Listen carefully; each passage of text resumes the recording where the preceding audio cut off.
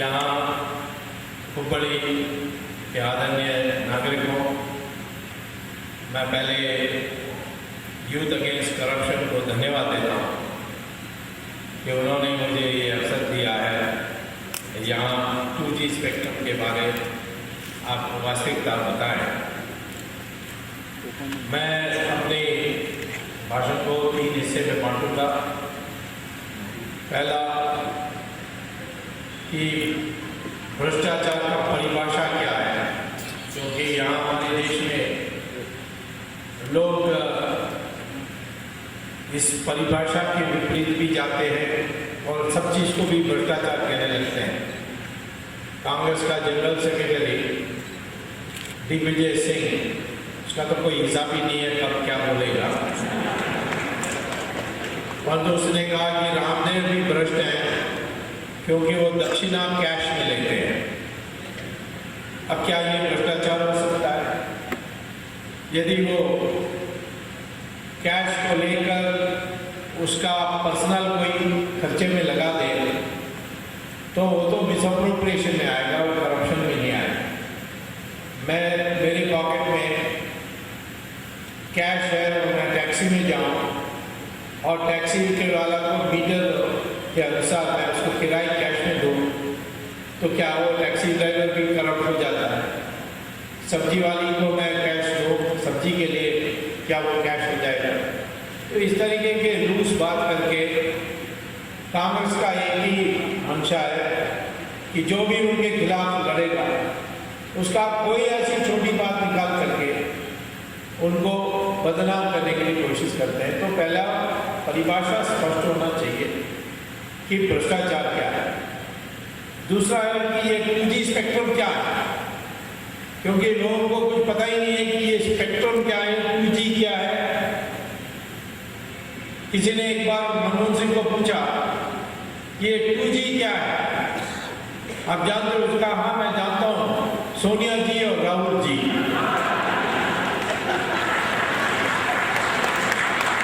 उससे ज्यादा उनको जानने की भी जरूरत नहीं है।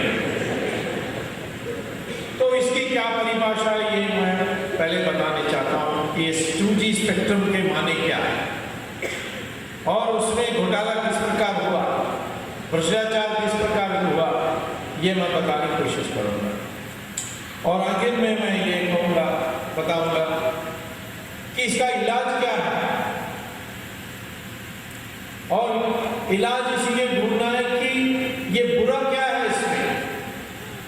आपको तो मोबाइल सर्विसेज मिल रही है, अब 2 मंत्री और 6 लोगों के बीच में कुछ सौदा हो जाए तो आपका क्या नुकसान होता है, इस देश का क्या नुकसान होता है? जब तक आपको सर्विस मिल जाए, अच्छी तरीके से मिल जाए, टेलीकॉम की रेवोल्यूशन हो जाए। तो ये तीसरी बात मैं आपको बताना चाहता हूँ। पहला मैं आपको ये कहना चाहता हूँ कि करप्शन माने भ्रष्टाचार, भ्रष्ट आचार को भ्रष्टाचार की संधि है। ये भ्रष्टाचार कब होती है? हमारी विधि के अनुसार जब एक सार्वजनिक पद का दुरुपयोग होकर अपने के लिए या किसी और के लिए फायदा पहुंचाना, जो नाजायज है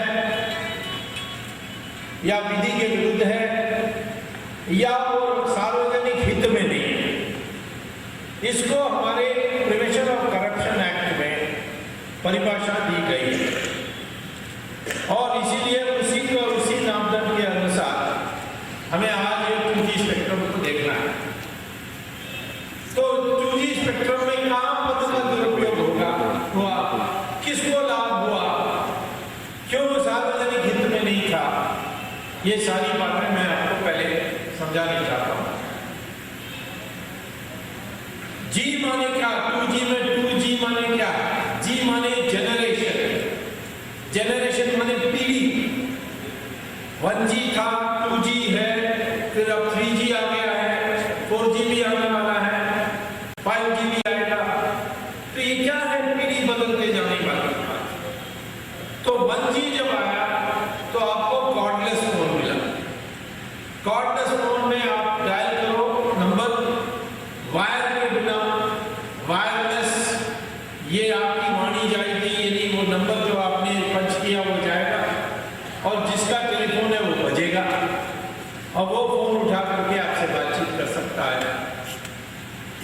इसमें और कुछ नहीं कर सकते, सिर्फ टेलीफोन कर सकते हो तार के बिना। इसको 1G कहते हैं। और इसकी जो वायरलेस में जो हवा आकाश में जो आपकी वाणी जाएगी वो साइकिल में जाती है, लंबी साइकिल। उस एयरवेव्स को 1G में कहते हैं। 2G माने सेलुलर फोन, मोबाइल फोन। उसमें आप फोन उठाकर डायल करोगे, वायरलेस मानिए कोई तार नहीं होगी, उसके अनुसार आपकी दूसरे की जिसके पास मोबाइल सेट है वो घंटी बजेगी, पर तो SMS भी भेज सकोगे, ईमेल भी भेज सकोगे, चित्र भी भेज सकोगे। और इसका जो साउंड वेव है वो ज़्यादा साइकिल में जाती है। फिर तीसरी पीढ़ी 3G, उसमें आप फोन करो, आप फोन कर सकते हैं, आप SMS भेज सकते हैं, ईमेल भेज सकते हैं, चित्र भेज सकते हैं, और आप वीडियो भी भेज सकते हैं आपका। जैसे आप फोन कर रहे हो, तो जो उठाएगा वो देखेगा, वो आपको देख सकता है और आप उसको देख सकते हैं। ये 3G में है। 4G में और भी एडिशनल इंफॉर्मेशन, मोटे मोटे 700-800 पेज की पन्ने के डॉक्यूमेंट भेज सकेंगे। और इसका जो 3G का, उसमें और भी साइकिल्स होते हैं और ये सारे आकाश में उसको भेजना है और इस आकाश में टक्कर ना हो जाए, इसीलिए उसको आकाश को बांटना होता है। और जो भी हिस्सा आप बांटोगे, जो भी चैनल बनाओगे, उसका नाम स्पेक्ट्रम होता है।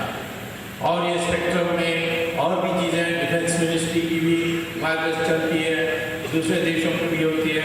इसमें सब समझौता करके आपको करना पड़ता है। तो मैं आपसे पहले ये कहना चाहता हूँ कि स्पेक्ट्रम एक सीमित साधन है। आकाश लगता होगा कि अमित है, परंतु आकाश में इतने लोग वायरलेस वेव भेज रहे हैं, तो इसके लिए टक्कर ना हो, इसीलिए चैनल बांटनी होती है। वो चैनल वो स्पेक्ट्रम है और वो सीमित होने के कारण उस जितना डिमांड बढ़ता है उतनी स्पेक्ट्रम की भी डिमांड बढ़ती है और इसीलिए उसकी दाम भी बढ़ते जाती है। तो श्री राजा बने टेलीकॉम मिनिस्टर और उन्होंने ये तय किया कि अब नए एप्लीकेशन मंगवाएंगे 2G के लिए, क्योंकि 2003 में इंडियन गवर्नमेंट में भी 2G का चला, परंतु उस समय मार्केट बहुत छोटा था। 2001 में भी चला, उस समय बहुत छोटा था। उस समय मोबाइल सेट सिर्फ 4 करोड़ थे और 2008 में मोबाइल सेट्स हमारे देश में 70 करोड़ हो गए, तो 70 करोड़ हो गए, 700 मिलियन। तो बड़ी मार्केट होगी, बड़ी डिमांड हो गई। तो उसने कहा कि अब नए लोगों को लाना है, पुराने जो चंद लोग थे पर्याप्त नहीं है, नए लोगों को के लिए दरवाजा खोलनी है। तो उसने कहा कि लाइसेंस जो भी दें, लाइसेंस मांगने के लिए एप्लीकेशन दें। ये उसने 3 सितंबर 2007 को उसने बोला, मैंने ऐलान किया, तो बड़े एप्लीकेशन आने लगे। और राजा के उस समय दिमाग ये था कि मेरे 2 कंपनी जो विशेष हैं उसको तो दिलवाना है। एक ही समस्या थी कि ये दोनों कंपनी जो थे ये टेलीकॉम कंपनी नहीं थे, रियल एस्टेट कंपनी थे। इनका कोई योग्यता नहीं, कुछ नहीं, सिर्फ टेलीकॉम कंपनी और रियल एस्टेट कंपनी होते हुए जब राजा एनवायरमेंट मिनिस्टर था तो उनका खूब उन्होंने खिलाया पिलाया, तो उसको देने के लिए उसने फैसला की। तो उनको कैसे लाया जाए ये उसके दिमाग में चल रहा था। तो उसने पहले कहा कि एप्लीकेशन आए और देखा खूब एप्लीकेशन आने लगे। तो सडनली उसने 25 सितंबर को कहा 25 सितंबर सुबह को एक प्रेस रिलीज निकाला गाँव में कि 31 अक्टूबर यानी 1 अक्टूबर माने 30 सितंबर के बाद 1 अक्टूबर तक जो भी लाइसेंसेस एप्लीकेशन आने हैं उस तक लेंगे, उसके उसके बाद नहीं लेंगे। तो 25 सितंबर के बाद और 1 अक्टूबर के पहले भीड़ लगी और 575 लाइसेंसेस की एप्लीकेशन स्कूल आए। फिर राजा ने अक्टूबर में कुछ नहीं किया, नवंबर में कुछ नहीं किया, दिसंबर में कुछ नहीं किया और जनवरी 10 तारीख को उसने पहला एक प्रेस रिलीज निकाला कि बहुत एप्लीकेशन आ गए हैं, इसीलिए जो एप्लीकेशन 25 सितंबर को आए थे उस तक हम लेंगे और 25 सितंबर से जो 1 अक्टूबर तक आई उसको हम बाद में देखा जाए। अब वो तो इलीगल था। जब आपने कहा कि 1 अक्टूबर तक दे सकते हो, 1 अक्टूबर की डेडलाइन खत्म होने के बाद आप फिर ये कहते हो, यदि 25 सितंबर करना तो पहले कहना चाहिए था। तो ये एक इश्यू बन गया, first come first serve policy, पहले आओ पहले पाओ का जो पॉलिसी थी ये इसने जानबूझकर बदल दी कि जो सितंबर 25 को आए उस तक लेना है। और उसने सितंबर 25 क्यों रखा? क्योंकि पहले से उन्होंने अपने 2 खास कंपनीज जो थे, स्वान और दूसरा यूनिटेक, ये दोनों रियल एस्टेट कंपनीज उनको कह दिया कि तुम 25 सितंबर तक एप्लीकेशन फाइल कर दो, बाकी लोग आस्ते आस्ते कहेंगे वो 1 अक्टूबर तक टाइम है तो वो टाइम लगाएंगे, तुम पहले फाइल कर दो। तो उन्होंने फाइल कर दिया, इसीलिए उन्होंने इसको तय किया। और 10 जनवरी को उसने ये प्रेस रिलीज निकाली जो बिल्कुल इलीगल था। कोर्ट ने बाद में कह भी दिया कि ये इलीगल था। और उस प्रेस रिलीज निकालते, वो प्रेस रिलीज निकाली थी 10 बजे सुबह, 2 बजे 45 मिनट, पौने 3 बजे उसने एक और प्रेस रिलीज निकाली। और ये इसने अखबार में नहीं निकाली, अपने मिनिस्ट्री की वेबसाइट पे निकाली। उसने ये कहा कि जिन लोगों ने 25 सितंबर तक लाइसेंस के लिए एप्लीकेशन फाइल की वो आज 3:30 बजे और 4:30 बजे के बीच में 1650 करोड़ रुपए का डिमांड ड्राफ्ट ला करके देने से ही उनको लाइसेंस मिलेगी और जो पहले लाएगा उसको पहले देंगे। अब आप बताइए कि 245 को आपको कोई कहता है कि 330 और 430 के बीच में आप 5 लाख का डिमांड ड्राफ्ट लाइए, कोई बैंक आपको देगा? अब ये कहते हैं 1650 करोड़ रुपए लाना है। क्यों 1650 करोड़ रुपए? क्योंकि 1650 करोड़ रुपए स्पेक्ट्रम का दाम था 2001 में और ये 2008 में 2001 का दाम के लिए वो घोषणा कर रहे हैं। अब ये 3:30 बजे और 4:30 बजे के बीच में कैसे लाएंगे?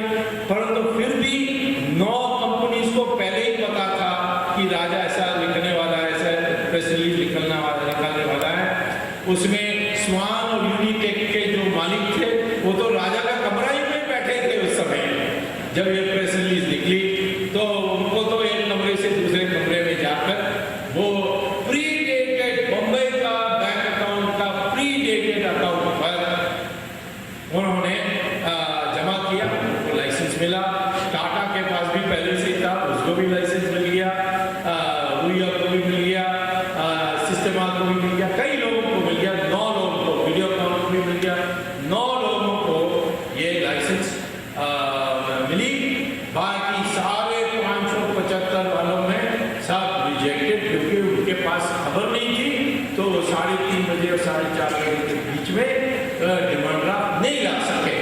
तो इस तरीके से उसने फ्रॉड किया और 2001 के दाम तय करके, किसने तय किया ये बहुत बड़ा रहस्य बाद में आएगा भी, परंतु उसने तय किया, ऐलान किया और उसने लाइसेंस के लिए इन लोगों को, इस 9 लोगों को दिया। तो इसमें घोटाला तो ये प्रोसीजरल घोटाला तो था ही, परंतु जो मुख्य बात कि 2008 में जब 70 करोड़ मोबाइल फोन्स थे तो स्पेक्ट्रम का दाम बढ़ गया था 1650 करोड़ से 1600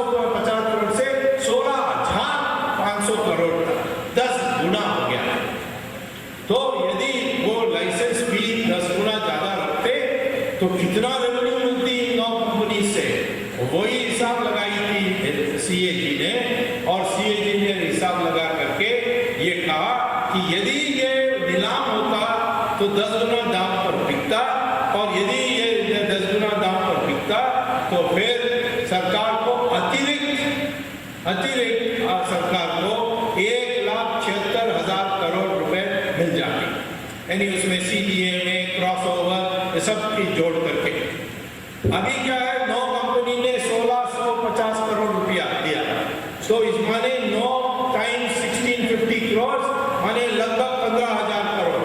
15,000 करोड़ के 10 गुना कितना है, 1,50,000 करोड़। उसके बाद वो सीडीए में वाईमैक्स और ये छोटे मोटे उसमें वो भी किए, उसके लिए आप जो के 1,76,000 बिल्कुल सही कैलकुलेशन निकली। अब कपिल सिब्बल ने कह दिया ये तो जीरो है, ये जीरो लॉस का है, ये पता नहीं सीएजी ने कैसा कह दिया। लोगों ने कपिल सिब्बल को गाली दिया, कहा कि ये क्या बोल रहा है। मैंने कहा बेचारा वो तो जीरो से आगे गिन भी नहीं सकता है, इसीलिए क्यों उसको बुरा कहते हो। अभी दिल्ली में अर्थक्वेक हो गया, प्रधान क्योंकि ये साइंस टेक्नोलॉजी मिनिस्टर है, मीटरोलॉजिकल डिपार्टमेंट उसके नीचे है, तो उन्होंने फोन किया कपिल सिब्बल को, कहा कि अर्थक्वेक हो गया दिल्ली में, बाप रे बाप कितने रिक्टर स्केल का था। उन्होंने कहा जीरो, जैसे सब जगह जीरो, यहाँ भी जीरो ही था। तो सिब्बल तो कुछ भी बोल सकते हैं और उल्टा सुल्टा बोलते हैं, बाद में कटाक्ष होती है सुप्रीम कोर्ट से, जो इतना बेशरम है वो रिजाइन करके जाएगा नहीं। और आगे देखेंगे इसका, अभी ये छोटा उस्ताद है, बड़े उस्ताद को पहले पकड़ ले, इसके बाद छोटे उस्ताद। मुझे कांग्रेस वाले कहते हैं कि तुम तो सिर्फ कांग्रेस वालों को ही पकड़ने में लगे हो, ये बीजेपी वालों को क्यों नहीं पकड़ते। तो मैंने कहा देखो, मैं सरकार में नहीं, मैं एक व्यक्ति हूँ जो अपने साधन पर, अपने होशियारी से, अपनी बुद्धि से ये सब कर रहा हूँ। मेरे इस सीमित शस्त्रों के साथ मैं कर रहा हूँ, और मैं जानता हूँ कि तुम सरकार में हो, इसीलिए अपने ऊपर केस कभी नहीं डालोगे, तो इसीलिए मैं केस डाल रहा हूँ आपके ऊपर। बीजेपी वालों ने किया है, कौन रोक रहा है आपको उनके ऊपर केस डालने के लिए। मैं तुम्हारे काम करूँ, तुम्हें धंधा मिले, आराम करे, और मैं सारा काम करूँ। मुझे सीबीआई के डायरेक्टर बना दो, मैं सबको पकड़ लूंगा एक दिन में। तो इसीलिए कोई मुझे कहते हैं इसको भी पकड़ो, उसको भी पकड़ो। मैं कहा मेरे पास समय है, यही जो है ये मेरा पूरा समय लेता है। फिर दौरा करता हूँ, लोगों को मिलता हूँ, मैं तो राजनीतिज्ञ हूँ, तो मुझे तो दौरा करना ही है। इस सब समय में मैं एक को पकड़ के आ रहा हूँ, और एक को पकड़ के अंत तक ले जाऊंगा, किसी को छोड़ने वाला नहीं हो, तो बहुत ऊपर जाने वाला है।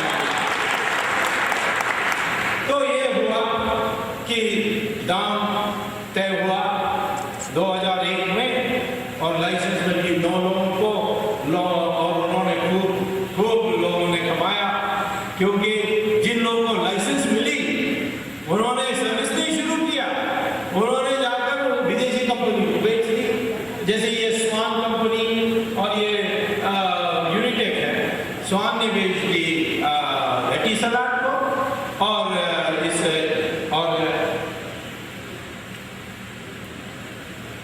स्वान ने बेच दी एटिसलाट को, और यूनिटेक ने बेच दी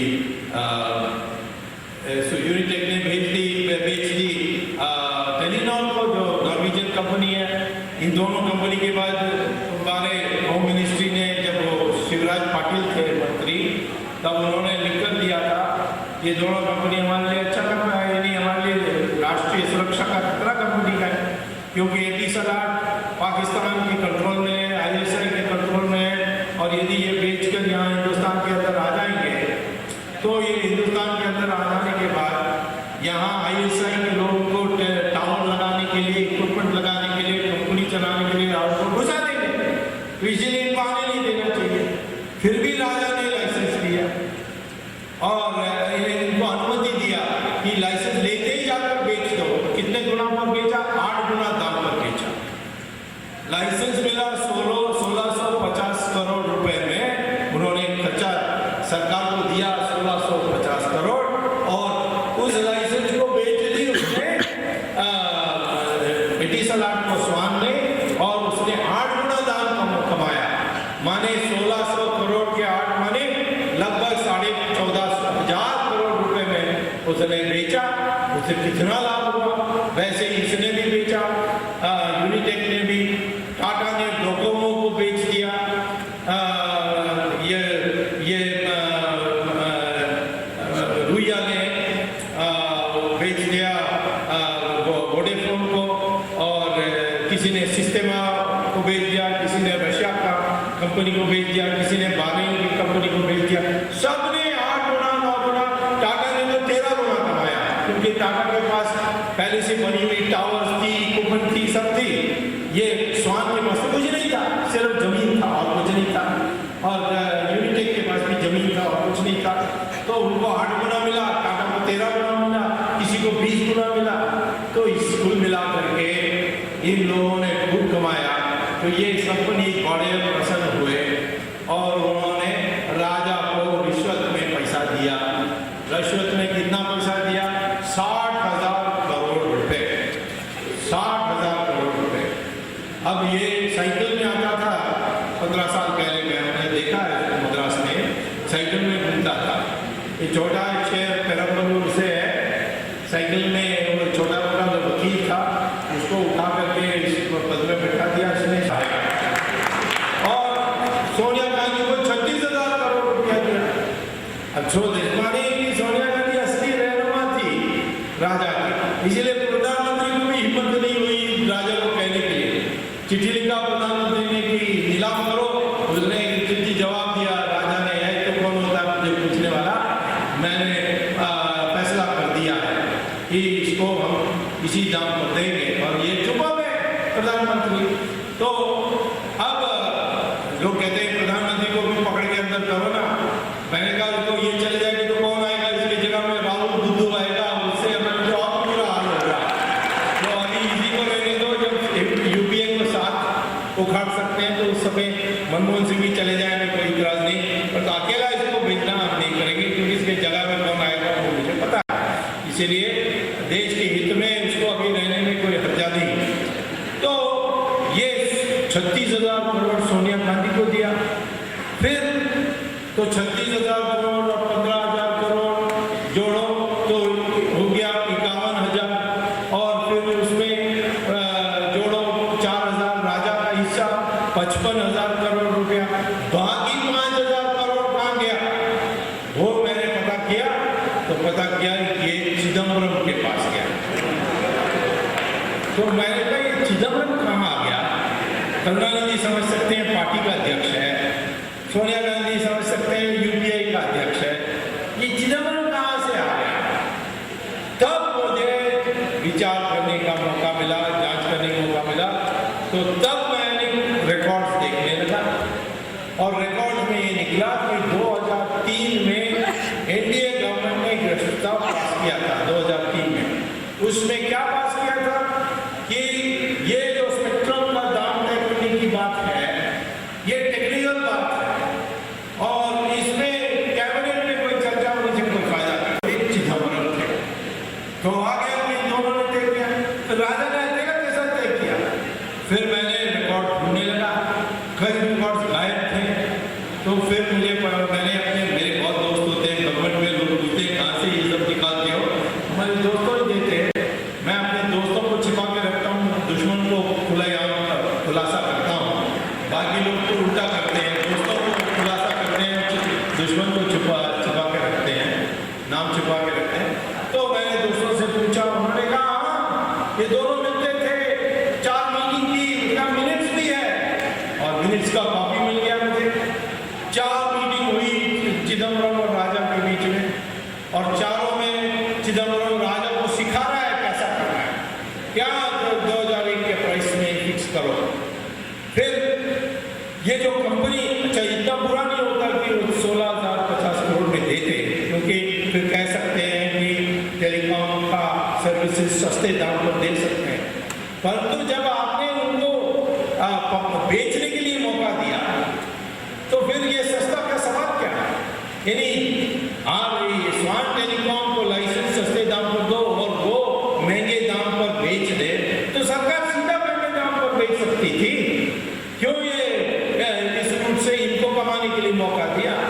तो फिर मैंने देखा ये कैसा अलग है, क्योंकि रूल था कि लाइसेंस मिलने के बाद 3 साल में आप किसी को बेच नहीं सकते हो, लाइसेंस बेच नहीं सकते हो। तो फिर ये कैसा हो गया? तो फिर मैंने फाइल खोला और फाइल में देखा कि एक नोट लिखा है राजा ने। उसने कहा है कि मुझे कंप्लेंट आई कि ये एटिसलाट और टेलीनॉर ने लाइसेंस खरीदने का फैसला किया है और तो 3 साल का बार है, ये इसमें ये इसलिए परमिशन नहीं दी जा सकती थी, ऐसा मुझे लगा। परंतु चिदम्बरम ने मुझे समझाया कि प्रतिबंध है लाइसेंस बेचने के लिए, परंतु तुम कंपनी बेचने के लिए दो परमिशन और उसमें लाइसेंस भी चले जाएंगे, तो हमारा दोष कैसा हो सकता है? देखिए, चिदम्बरम वकील है और चोर है, तो चोर वकील चोर बन जाएगा तो बहुत नेचर हो जाता है। उसने ऐसा रास्ता उसको दे दिया, कंपनी बेच दे। तो राजा ने हिंदू में लिख दिया कि चिदम्बरम ने मुझे समझाया कि ऐसा हम कंपनी को बेचने के लिए अनुमति दे देंगे तो फिर तो लाइसेंस चले जाए नहीं चले जाए, ये हमारा कसूर नहीं है।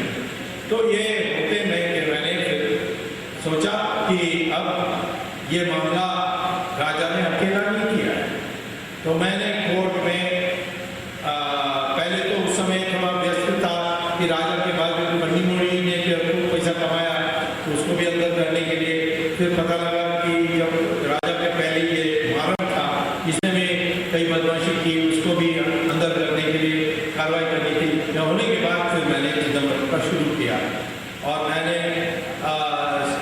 ट्रायल कोर्ट में क्योंकि मेरा अलग से केस चल रहा है, ये भी अभूतपूर्व है, क्योंकि नॉर्मली एक पिटिशन कंप्लेंट फाइल करोगे कोर्ट में तो कोर्ट फिर किसी पब्लिक प्रोसिक्यूटर को अपॉइंट करती है उस केस को चलाने के लिए।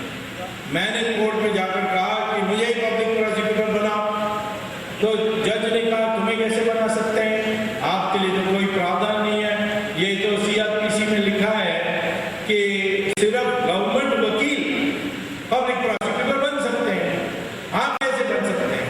तो मैंने कहा वो तो CRPC में, ये तो प्रिवेंशन ऑफ करप्शन एक्ट में देखना चाहिए, सेक्शन 5 पढ़िए, उसमें लिखा है कि जो कंप्लेंट देता है वो पब्लिक प्रोसिक्यूटर भी बन सकता है, तो उसको नॉमिनेट कर सकता है।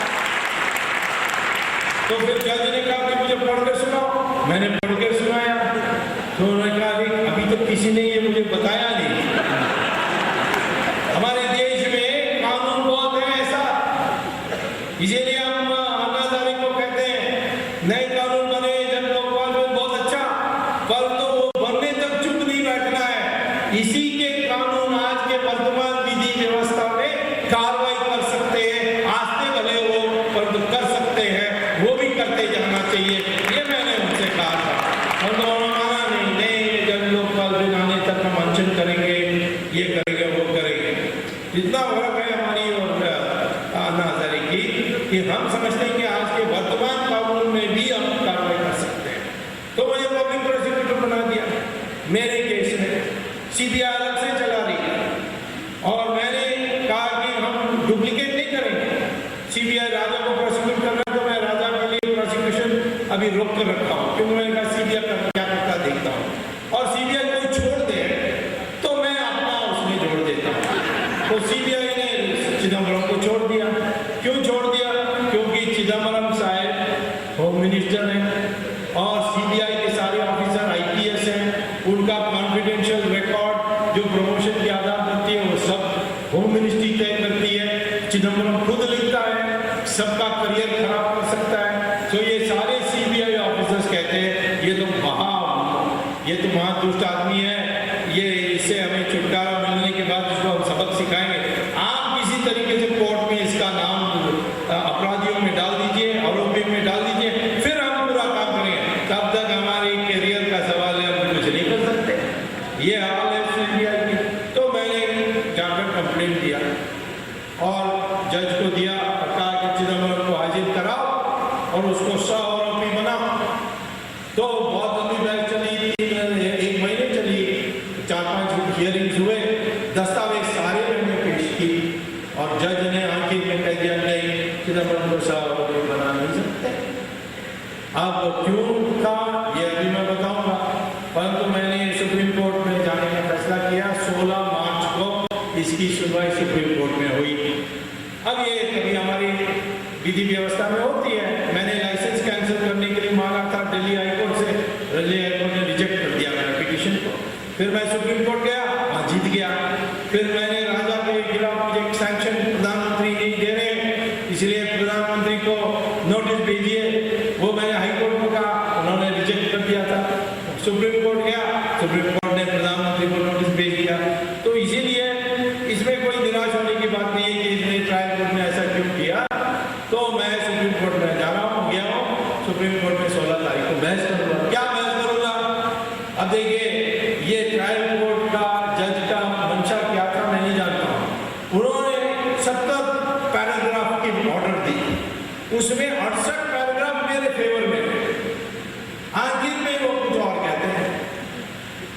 ये 68 पैराग्राफ में कहते हैं कि स्वामी ने सिद्ध कर दिया, मोटी बात मैं बता रहा हूँ, सिद्ध कर दिया कि राजा ने अकेला फैसला नहीं किया, तो चिदम्बरम के साथ मिलकर के दाम तय किया 2001 का, जैसे 2003 की कैबिनेट रेजोल्यूशन के अनुसार ये दोनों मिले, 4 बार मिले और चारों बार चिदम्बरम ने जिद किया कि 2001 का दाम होना चाहिए।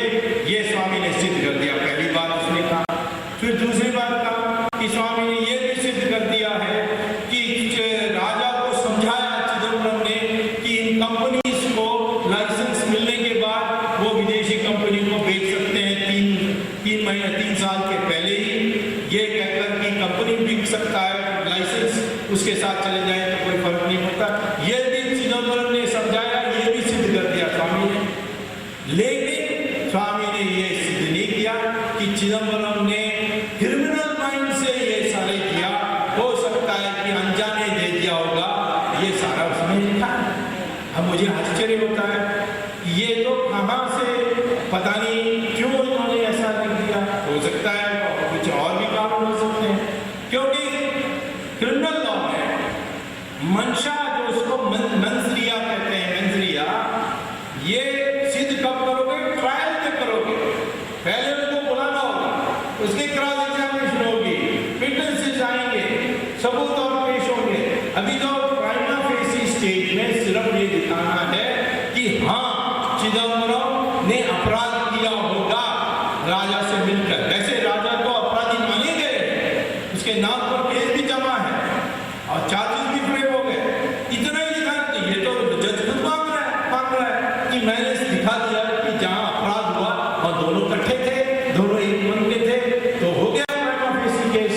अब तो आगे कन्विक्शन के लिए, ट्रायल के लिए और उसको सजा देने के लिए जब ये शुरू होगी, तब मुझे बताना होगा कि इसने जानबूझकर किया, जानते हुए कि गलत है।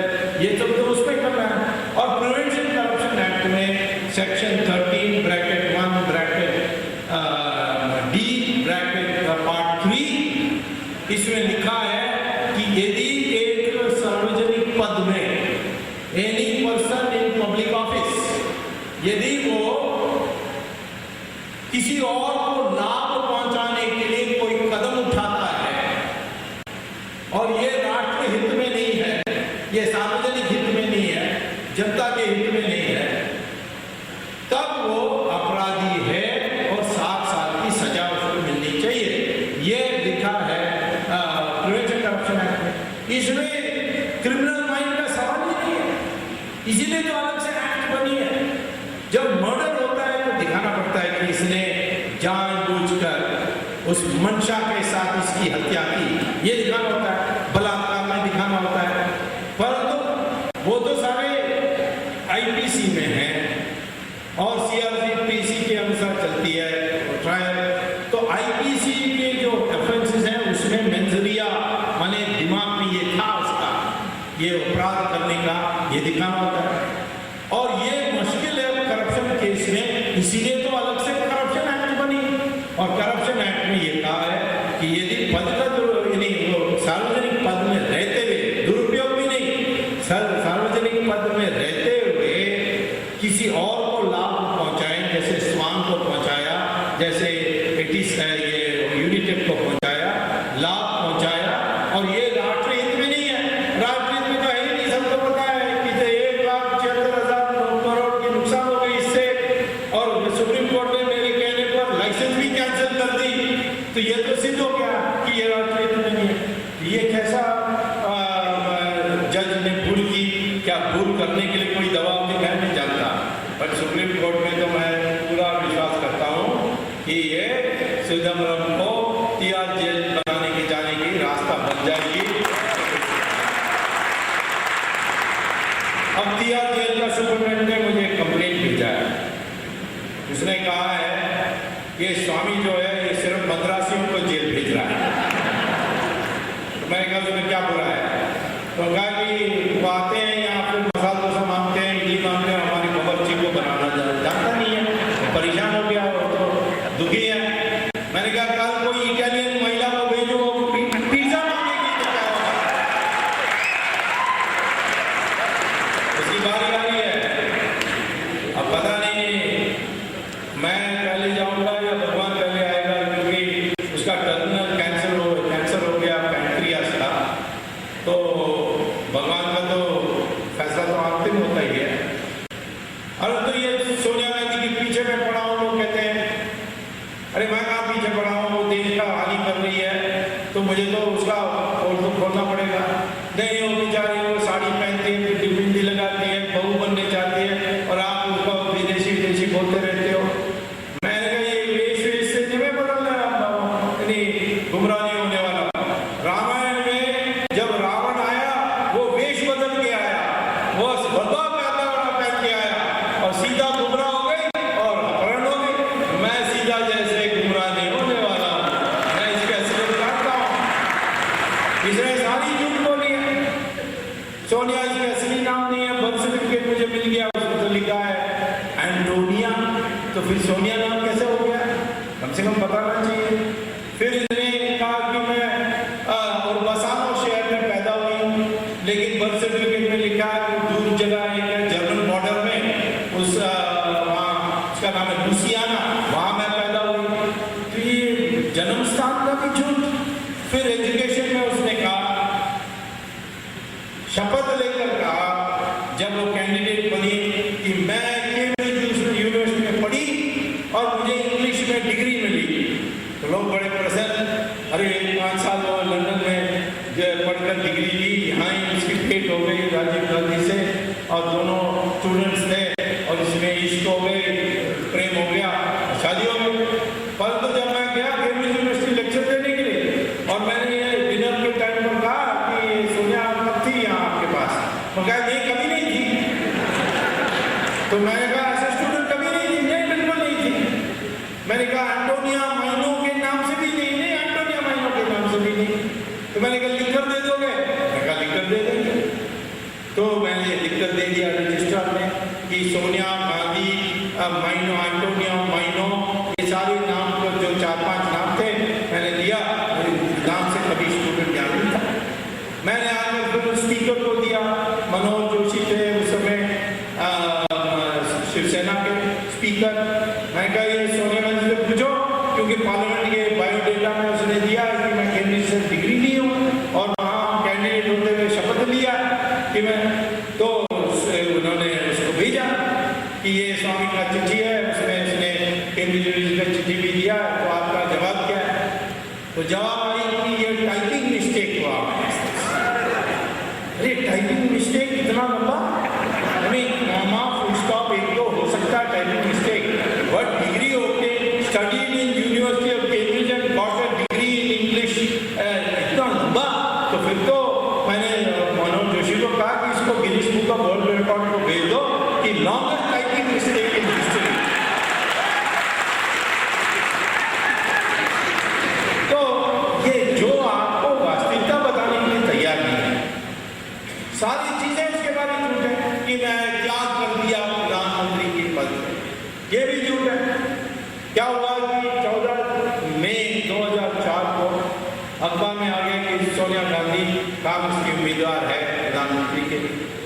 तो मैंने चिट्ठी लिख दी अब्दुल कलाम को कि ये जो सोनिया गांधी ने लिखी है कांग्रेस पार्टी ने प्रस्ताव किया ये तो अवैध है, ये तो नहीं हो सकता, और इसमें section 5 proviso section 5 of the citizenship act में एक बंधन है इनके ऊपर। तो मैंने इनको लिख दिया। मैं फिर दिल्ली आया। 17 तारीख को मैं टीवी में बैठ के देख रहा था कि राष्ट्रपति ने सोनिया गांधी को 5 बजे आमंत्रित किया सरकार के दावेदार बनने के लिए।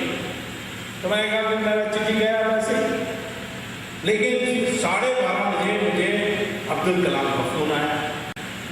कहा कि जो गाँव मैं 2 दिन से ढूंढ रहा हूँ मैं। तो मैंने कहा कि मैं तो अभी मद्रास से आया, तुरंत आ जाओ। मैंने कहा कब तक? मैंने कहा 12:45 तक। मैंने कहा मैं लंच कर रहा हूँ, लंच के बाद नहीं 12:45 नहीं आओगे तो मत आना। तो मैं फिर भागा, मेरे घर बहुत दूर नहीं है। तो मैं पहुँचा, दफ्तर गया, हाँ बैठे हुए हैं राष्ट्रपति जी और सारे उनके ऑफिसर्स बैठे। उन्होंने कहा कि चिट्ठी देखो तुमने लिखा ना। मैं कहा इनको सबको समझाओ। तो मैंने समझाया कि सिटीजनशिप एक्ट में उसमें एक प्रोविजो है, जो सिटीजन बनते हैं हमारे देश में वो सेक्शन 5 के अनुसार बनते हैं। इसको कहते हैं सिटीजनशिप बाय रजिस्ट्रेशन। ये पैदा हुए देश में वो सिटीजन नहीं, हाँ पर हम तो इस देश में पैदा हुए हैं, परंतु वो जो सिटीजनशिप एक्ट है वो विदेशी जब बनता है उसका है। तो फर्क क्या है कि मैं और आप पैदा हुए तो दुनिया में कोई भी यदि हम दूसरे देश की नागरिकता नहीं लेंगे तो हमारी कोई भी सरकार आए हमारी नागरिकता को समाप्त नहीं कर सकते। परंतु जहाँ तक वो सिटीजनशिप एक्ट में जो बनते हैं वो उनका नागरिकता 4-5 कारणों से कभी भी समाप्त कर सकते हैं। परंतु एक प्रोविजो भी है, उसमें ये है कि जो भी विदेशी हमारे देश में नागरिक बनता है वो उसके ऊपर वही अंकुश और रिस्ट्रिक्शंस लगेंगे जो इंडियन के देश में बनने के ऊपर लगता है। इसको कहते हैं रेसिप्रोसिटी क्लॉज। और इटली में आप उस देश में पैदा नहीं होते तो फिर आज देश का प्रधानमंत्री बन नहीं सकते। तो इसलिए इटालियन देश में बनेगा तो उसको भी क्योंकि इस देश में पैदा नहीं हुआ प्राइम मिनिस्टर नहीं बन सकता। ये मैंने बताया। उन्होंने कहा ये कॉन्स्टिट्यूशनली वाइड है। मैंने कहा बिल्कुल। मैंने 2-3 जजमेंट भी सुनाई जहाँ इस पर कई पुराने केसेस पर फैसला हुआ कि नहीं ये तो कॉन्स्टिट्यूशनल है। तो उन्होंने कहा ठीक है तुम जाओ। मैंने कहा बात करो तो अब्बाल बैठे मैं क्या बोलूँ? तो कहो कि मैं गंभीरता से जांच कर रहा हूँ। मैंने कहा परंतु 5 बजे आपने उनको बुला लिया। तो उन्होंने कहा 5 बजे अभी तो 1 बज रहा है, तुम कहाँ 5 बजे की बात कर रहे हो? तो मैं चले गया। 3 बजे 3:30 बजे राष्ट्रपति एक नया चिट्ठी लिखते हैं सोनिया गांधी को कि मैंने आपको 5 बजे बुलाया, लेकिन इस बीच में सुब्रमण्यम स्वामी आ गए कंप्लेंट के साथ और उन्होंने पता नहीं उस कंप्लेंट में कुछ तथ्य है कि नहीं है, परंतु मुझे सुप्रीम कोर्ट को भेजना पड़ेगा राय पूछने के लिए भाई इसमें कुछ दम है कि नहीं दम है, तब तक मैं आपको आमंत्रित नहीं कर सकता हूँ। इसीलिए 5 बजे का अपॉइंटमेंट कैंसिल। और यदि आपको वैसे भी मुझसे मिलना है तो कल आ जाइए, 10 बजे आ जाइए। ये चिट्ठी किसने मुझे बताया? उस समय 2 लोग उपस्थित थे जब चिट्ठी पहुंचा सोनिया गांधी के पास। उसमें एक मनमोहन सिंह थे, दूसरे नटवर सिंह थे। इन दोनों में से किसने बताया मैं बताऊंगा नहीं आपको। उन्होंने कहा कि आती चिट्ठी ये होने लगी। फिर हम मनमोहन सिंह फिर गया 4-5 बजे सारे इकट्ठे हो गए क्योंकि वो ऐलान हुई था कि जाने के पहले MP से मिलकर जाएंगे। तो सारे MP से उसने वो चिट्ठी पढ़ा, पूरा नहीं पढ़ा, आखिरी लाइन नहीं पढ़ा कि कल आप 10 बजे मुझे मिलने के लिए आ सकते हैं। तो उन्होंने मनमोहन सिंह ने कहा कि कुछ कारणवश ये व्यस्त हैं राष्ट्रपति तो आज 5 बजे नहीं कर सकते हैं, तो कल बुला लिया है तो हम कल जाके मिलेंगे। अब मैं जब निकल रहा था राष्ट्रपति की दफ्तर से उस समय मैंने मेज में देखा सारी चिट्ठियाँ पड़ी हैं प्रदेश अनुसार गठे। तो फिर मैंने देखा उसमें एक लिखा है मैं सो एंड सो इस निर्वाचन क्षेत्र में इस प्रदेश के चुन के आया हूँ सोनिया गांधी का नाम प्रस्तावित करता हूँ। 340 चिट्ठियाँ ऐसे थी सोनिया के समर्थन में। मैंने फिर उत्तर प्रदेश की जो गुच्छा है उसको देखा, उसको राष्ट्रपति उस समय मेरे तरफ नहीं देख रहे थे तो मैंने जल्दी देखा तो उसमें उत्तर प्रदेश में एक चिट्ठी थी सोनिया गांधी की भी। मैं सोनिया गांधी रायबरेली से निर्वाचित, मैं सोनिया गांधी को प्रधानमंत्री पद के लिए प्रस्तावित करती हूँ। तो झूठ बोलती है ये कि मैं नहीं चाहती थी। तो ये इस राष्ट्रपति को हम बधाई देते हैं, अब्दुल कलाम को, हिम्मत करके इसको रोक दिया। और जब ये 2007 में राष्ट्रपति की चुनाव आई उस समय क्या हुआ, उस समय सारे अपोजिशन पार्टीज बीजेपी को छोड़कर तैयार हो गए कि इनको दोबारा राष्ट्रपति बनाना है। सोनिया गांधी ने कहा कि कोई भी बन जाए, जियाउल हक भी बन जाए, मुशर्रफ भी बन जाए, पर ये नहीं बन सकता है। और खेल की बात है कि उस समय बीजेपी ने भैरव सिंह शेखावत का नाम प्रस्तावित किया और राष्ट्रपति ने इनको फोन करके कह दिया कि आप इसमें मत लड़िए, बड़ा विवाद हो जाएगा, ये हो जाएगा। आगे इस कल की चुनाव की रिजल्ट जैसे मैं अपेक्षा कर रहा हूँ कि कांग्रेस चौथा पोजीशन में होगी, लोग कहते हैं नहीं 5वां पोजीशन में होगी, इंडिपेंडेंस से भी ज्यादा लेने वाले हैं, पता नहीं तो बुरी हालत होने वाली है। तो ये राष्ट्रपति के चुनाव में ऑपोजिशन का कैंडिडेट बन सकता है। इस बार दोबारा अब्दुल कलाम को भेजने के लिए फैसला करना चाहिए, उन्होंने हिम्मत की। तो ये राष्ट्रपति के लिए मैं ये सारा इसलिए बता रहा हूँ क्योंकि ये सारे जो भ्रष्टाचार होते हैं इसके रहनुमा ये है। अभी हमने एक हवाई जहाज खरीदने के लिए फैसला किया फ्रांस से। ये फ्रांस का जो हवाई जहाज है राफेल, ये अभी लीबिया में उसकी बॉम्बिंग की ये सॉर्टीज हुए थे, नेटो फोर्सेस के तरफ से उन्होंने राफेल को भेजा, फिर स्वीडन ने अपने बिगिन को भेजा, फिर यूरो ने कोई टाइफून भेजा, अमेरिका ने F-16 भेजा, ये सब लोगों ने अपना हवाई जहाज भेजा लीबिया को बॉम्ब करने के लिए। और एक एनालिसिस आई है सबसे महंगा पेट्रोल कंजम्पशन में, ऑयल कंजम्पशन में, मेंटेनेंस में सबसे महंगा राफेल निकलती है और दुनिया में कोई देश तैयार नहीं हुआ राफेल खरीदने के लिए।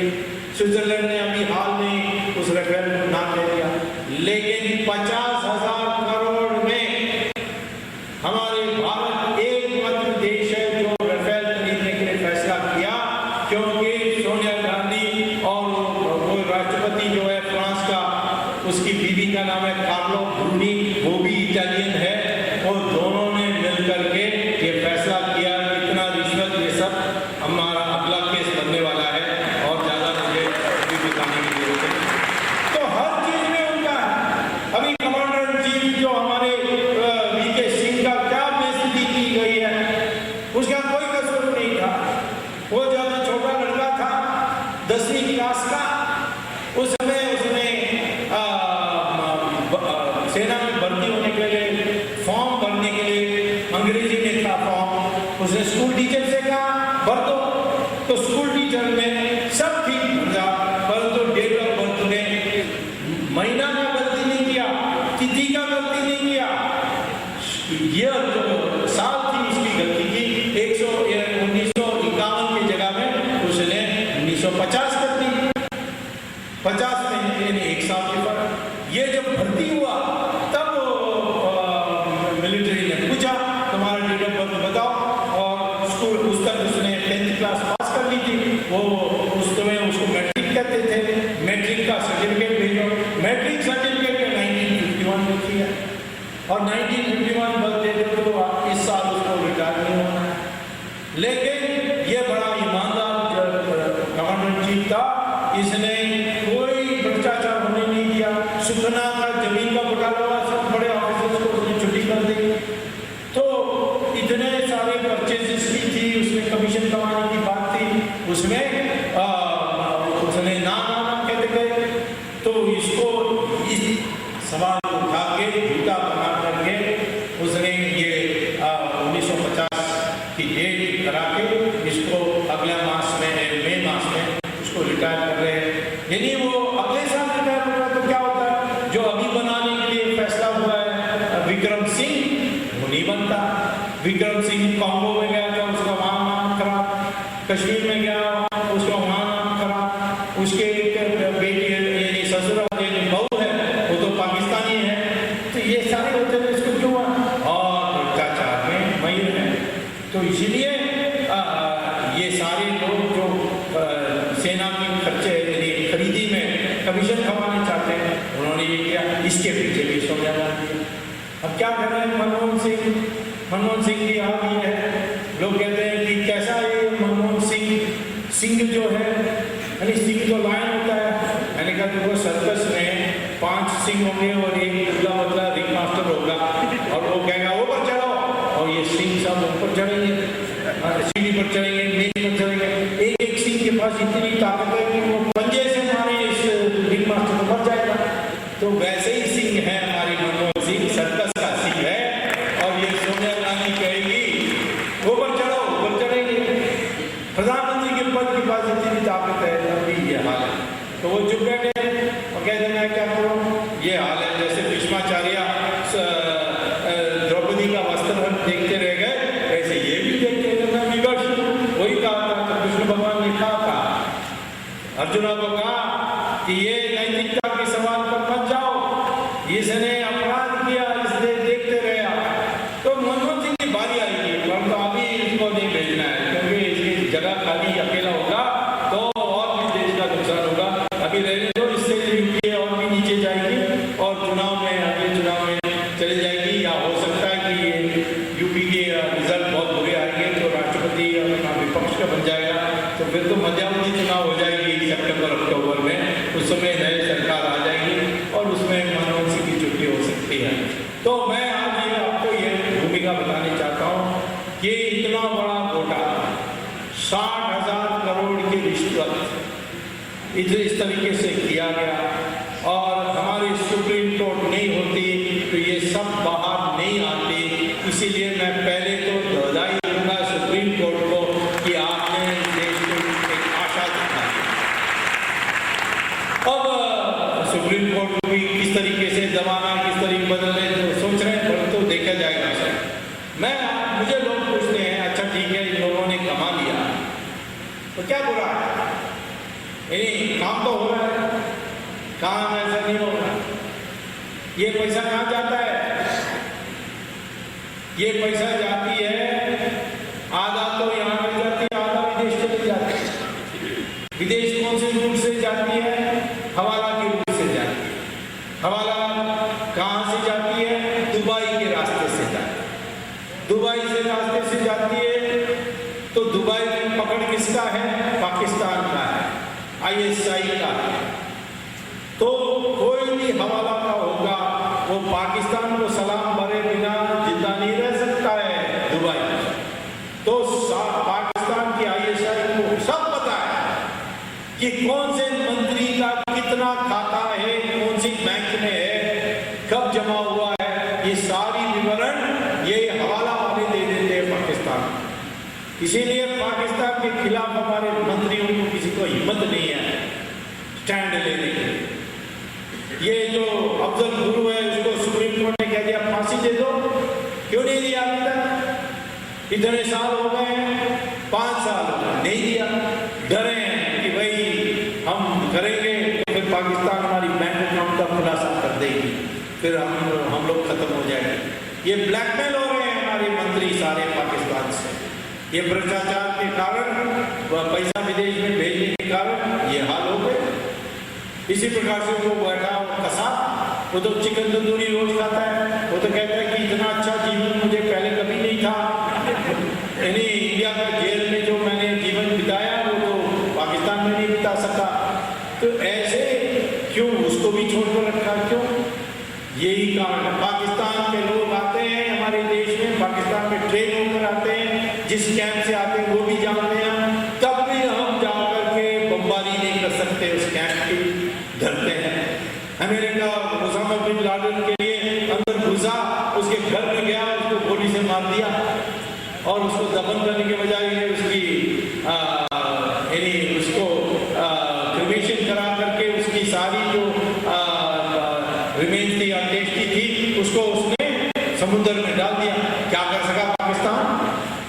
हम क्या दाऊद इब्राहिम को ऐसे नहीं पकड़ सकते हैं?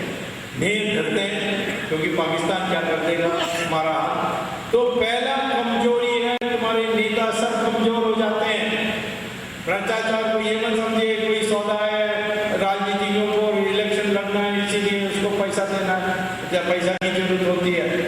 ये तो मैं कहता हूँ किसी हालत में ये जो गुप्त रूप से पैसा जमा होती है ये बड़ा डेंजरस है। दूसरा है ये पैसा आज हमारी महंगाई के कारण है, क्योंकि गवर्नमेंट ने एक नई पॉलिसी बना दी कि जो एग्रीकल्चर का जो उत्पादन है उसमें फॉरवर्ड ट्रेडिंग हो सकती है, माने उसको आप खरीद सकते हो आज और कल के दाम का आधार पर बेचने के लिए तैयार हो सकते हो, उसको फॉरवर्ड ट्रेडिंग कहते हैं। तो आज क्या होता है कि जिनके पास कैश है वो जाते हैं होलसेल मार्केट में, थोक बाजार में, और किसान को कहते हैं लो पैसा मैं तुम्हारी खरीदी तुम्हारी उत्पादन दे दो, उसको लेकर कोल्ड स्टोरेज में रखते हैं। शॉर्टेज हो जाती है, हमारे देश में बढ़ती जा रही है ग्रोथ रेट 8% 9% की हम ऐलान करते हैं। तो फिर ये शॉर्टेज कैसे हो सकती है सब्जी की, तेल की, चीनी की? ये क्योंकि है ये जमाखोर लोग उसको पैसे के आधार पर उसको खरीद लेते हैं और उसको रख देते हैं और फिर दाम बढ़ती है, दाम बढ़ने के बाद ऊपर जाकर उसको बेचते हैं। अब वो सितंबर में बेच दिया थोड़ा दाम कम है, यानी नवंबर में बेच दी तो दाम आज कम है, और कल फिर ऊपर जाएगा नीचे जाएगा, जैसे ऊंचाई को कमा सकते हैं। आज जो महंगाई का सीधा कारण है भ्रष्टाचार है, तो ये अपना ऊपर असर है। हमारे देश में जो आम जनता की वस्तुएं हैं उसकी उत्पादन कम होते जा रही है और विलासी वस्तुओं के सामान बढ़ते जा रहे हैं। क्यों? कारण क्या है?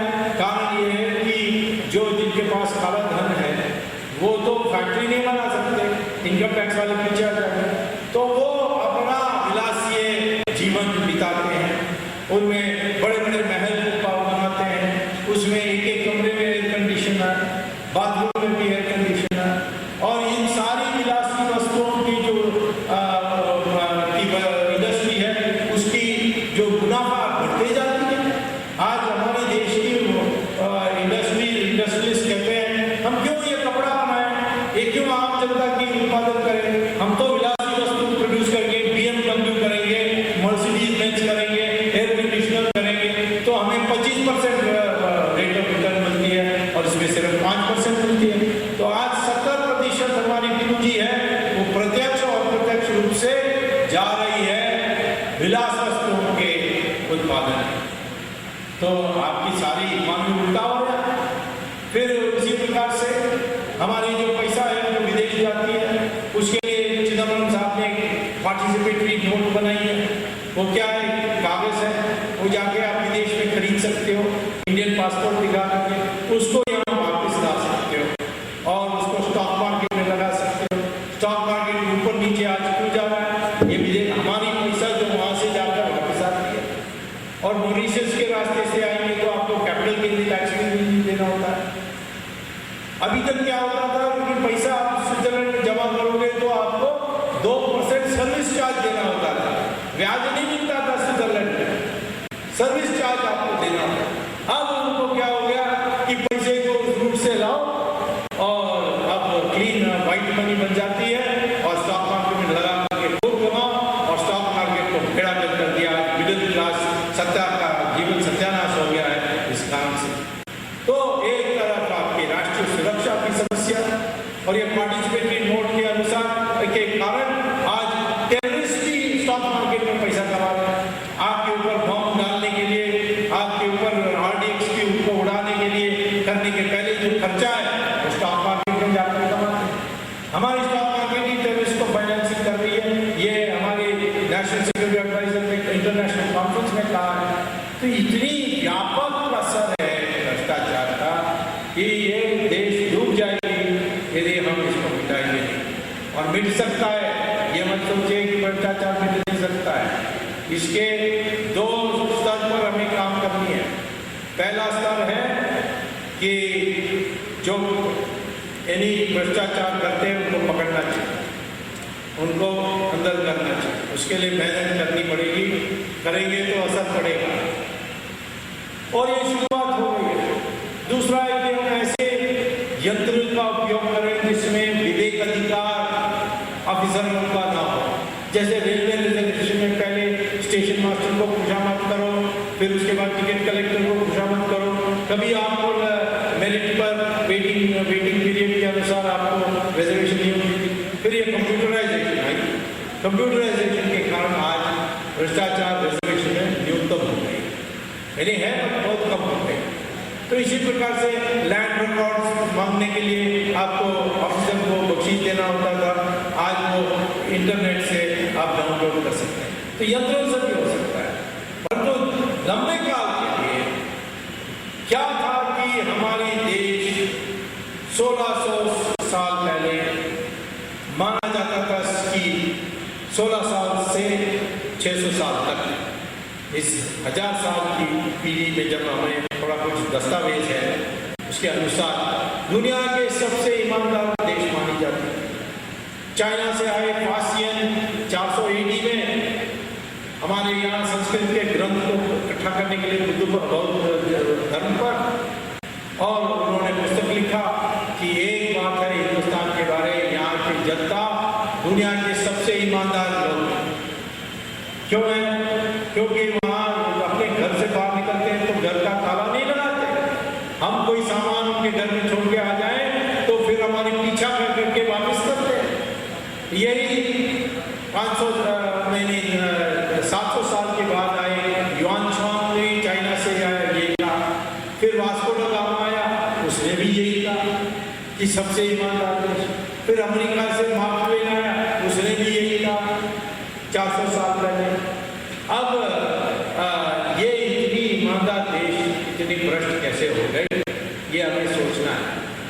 हम ईमानदार इसीलिए थे क्योंकि हमारी जो सिद्धांत थी, हमारी जो संस्कृति थी, उसमें पैसे के आधार पर हमने समाज में प्रतिष्ठा पा नहीं सकते थे। हमारे देश में जो सबसे ज्यादा समाज में प्रतिष्ठित व्यक्ति थे वो ज्ञानी होते थे, और उनका पास कोई शस्त्र नहीं था, उनके पास कोई धन नहीं था, उनके पास कोई जमीन नहीं था। ऋषि भृगु ने एक बार कहा था ऋषि भारद्वाज को कि समाज को स्थिर करना है तो विकेंद्रीकरण करना है। 4 सत्ता के आयाम हैं, उस आयाम को बांट देना चाहिए। तो भृगु भारद्वाज ने पूछा कौन से 4 हैं? उन्होंने कहा पहला सत्ता का हिस्सा है ज्ञान, ज्ञान से सत्ता मिलती है, सत्ता की शक्ति मिलती है। दूसरा है शस्त्र, तीसरा है धन, चौथा है जमीन यानी भूमि। ये 4 हैं, इनको ऐसा बांट देना चाहिए किसी व्यक्ति के पास एक से ज्यादा नहीं होना चाहिए।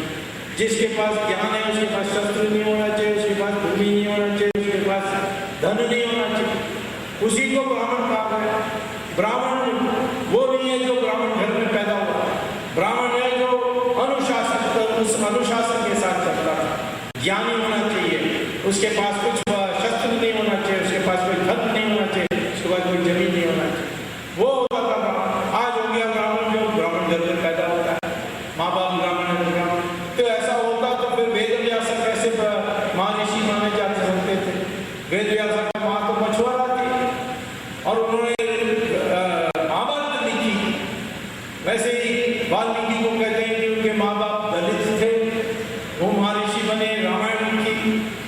और कालिदास ये तो जंगल में घूमते थे, पेड़ को शाखाओं को काटते थे, और उन्होंने बाद में बने कवि और महर्षि बन गए। इसी प्रकार से विश्वामित्र कहाँ ब्राह्मण घर में पैदा हुए, वो तो क्षत्रिय घर में पैदा हुए, परंतु ऋषियों के ऋषि बने विश्वामित्र। तो हमारे इसमें कभी जन्म से नहीं था। यही श्री कृष्ण भगवान कहते हैं गीता में, गुण से बनता है मरना, और यही सब जगह में कहा जाता है। किसी ग्रंथ में पढ़ लीजिए, कभी जन्म से नहीं है, विकृति है, लेकिन जन्म से जुड़ गए। हमारे देश में जवाहरलाल नेहरू को पंडित कहते थे, ये तो केम्ब्रिज यूनिवर्सिटी में 3rd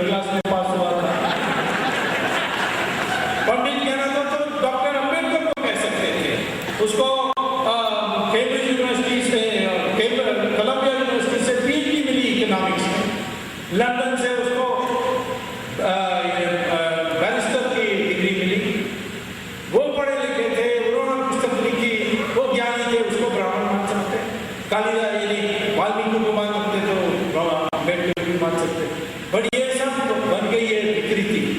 ये अब बहुत बढ़ गए हैं हमारे देश में। वैसे जो एकता हमें ढूंढनी चाहिए हमने ढूंढी नहीं। हम सब तो एक है, हमारी सारी डीएनए एक है। आज जो रेस कहते हैं वो तो रक्त का जो ढांचा है उसको डीएनए कहते हैं, और डीएनए आपको बाल से भी पता हो सकता है।